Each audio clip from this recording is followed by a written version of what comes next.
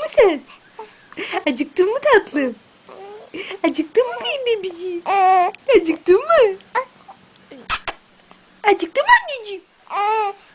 Gel anneciğim gel. Mama vereceğim şimdi sana. Mama vereceğim. Mama vereceğim sana. Canım benim.